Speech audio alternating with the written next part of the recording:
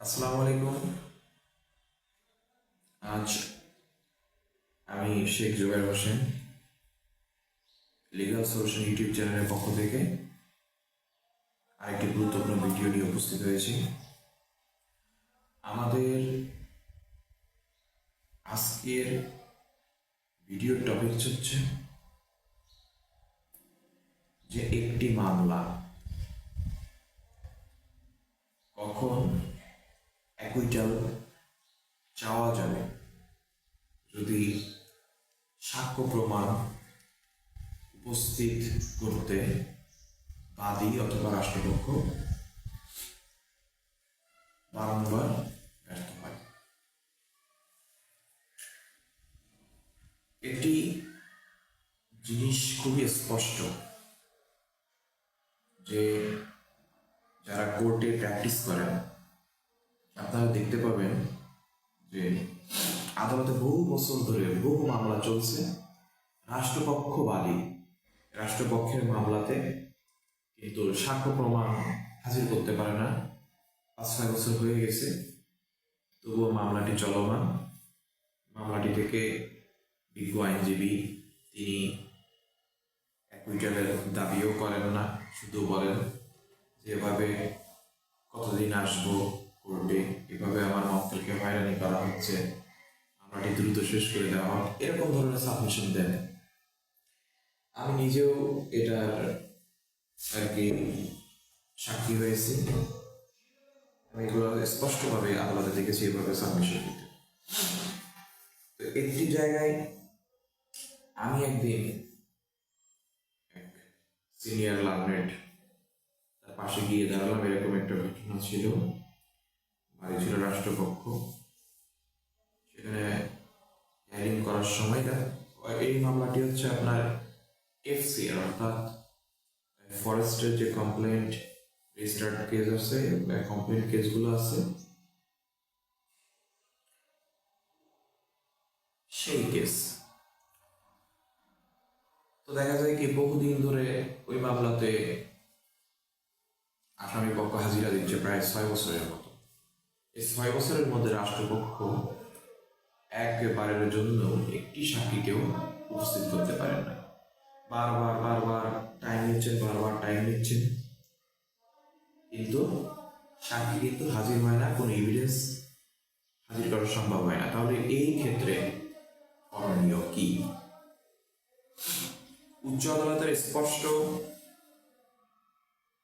Direction আছে এবং appellate ডিভিশনের জাজমেন্টও আছে অনেক, যে পক্ষ মামলা করুক, weather is a party of state or public party, সাধারণ হোক বা রাষ্ট্রের হোক, যেই হোক না কেন, এই মামলাটি আমলে গ্রহণ করার পর ইনভেস্টিগেশন রিপোর্ট দেওয়ার পরে সাক্ষ্য প্রমাণ যদি উপস্থিত করতে না পারে, বিচার যদি সেশন কোর্টে 360 দিন অতিবাহিত হয়ে যায় অথবা ম্যাজিস্ট্রেট কোর্টে 180 দিন অতিবাহিত হয়ে যায়, তারপরেও 3-4 বছর হয়ে যায়, সাক্ষ্য প্রমাণ উপস্থিত করা সম্ভব হয় না, তাহলে এই ক্ষেত্রে সাবমিশন হবে বিজ্ঞ আদালতে, বিজ্ঞ বিচারকের কাছে। প্লিড করছি আমার ক্লায়েন্ট গত 6 বছর ধরে তারা সন্দেহের বশবর্তী হয়ে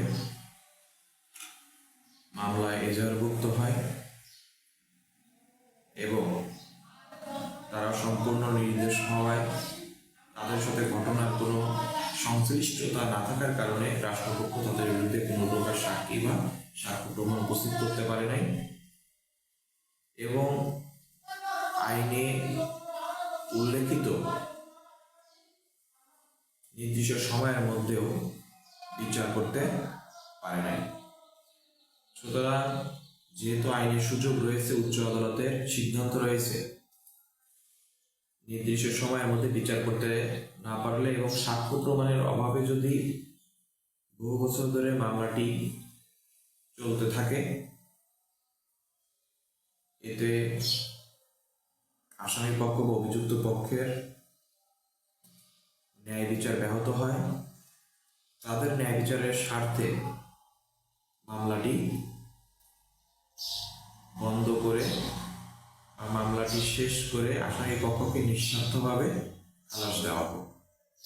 অর্থাৎ একটি মামলা যদি নির্দিষ্ট সময়ের মধ্যে বিচার করা সম্ভব না হয়, ম্যাজিস্ট্রেট কোর্ট 180 এবং দায়রা জজ বা সেশন জজ কোর্টে 360 দিনের মধ্যে বিচার করা সম্ভব না হয়, অথবা তারপরেও সাক্ষ্য প্রমাণ যদি যথেষ্টভাবে বা সাক্ষ্য প্রমাণ যদি রাষ্ট্রপক্ষ বা বিপক্ষ হাজির করতে না পারে, তাহলে বিজ্ঞ আদালতে নিবেদন করতে হবে যে মামলাটি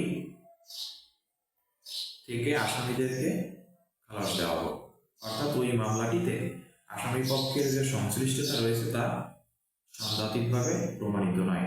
আর যখন চার্জ গঠনের পরে সাক্ষীদের সাক্ষ্য নেওয়া সম্ভব হয় না বা কোনো ধরনের এভিডেন্স কালেক্ট করা বা প্রডিউস করা কোর্টে সম্ভব হয় না, তখন এটাই এস্টাবলিশড হয় যে আসামি পক্ষের বিরুদ্ধে অভিযোগের যে বিষয়বস্তু ছিল অভিযোগে বা এজাহারে বা ইনভেস্টিগেশন রিপোর্টে, সেগুলো কোনো কিছুই সাক্ষ্য দ্বারা এস্টাবলিশড হয় নাই, অথবা সাক্ষীদের বিরুদ্ধে সংঘাতিকভাবে তা প্রমাণ করা যায় নাই।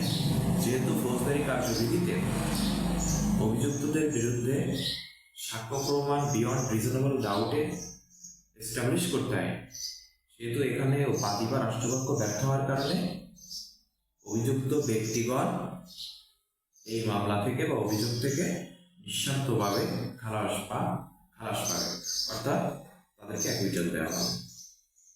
অর্থাৎ আপনার সামনে যদি এমন কোনো মামলা আসে যেখানে বাদী পক্ষ বা রাষ্ট্রপক্ষ 180 দিন বা 360 দিনের মধ্যে বিচার শেষ করতে পারে নাই, অথবা তারা বছরের পর বছর সাক্ষী বা এভিডেন্স অ্যাডিউস বা প্রডিউস করতে পারে নাই, তার মানে এটাই প্রমাণিত হয় যে তারা সংঘাতিকভাবে আসামিদের বিরুদ্ধে অপরাধ যে ঘটেছে এরকম কোনো প্রমাণ দিতে পারেনি, তাই তাদেরকে আইনগতভাবে খালাস দিতে হবে। এই সুযোগটি উচ্চ আদালতের নির্দেশনা। ভালো থাকবেন, সুস্থ থাকবেন, আল্লাহ হাফেজ।